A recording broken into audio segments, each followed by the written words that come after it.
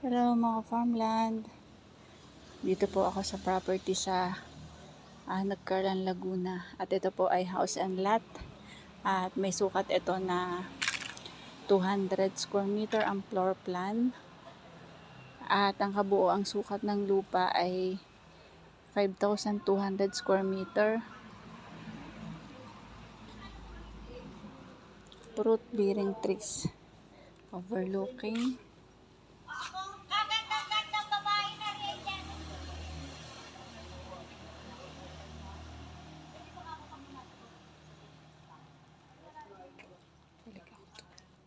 Ang ganda nito, kahoy na to. Ano pa yung tawag nila dyan, Mari? Kulay puti na to. Kaya nga, ang ganda ng halaman na yan.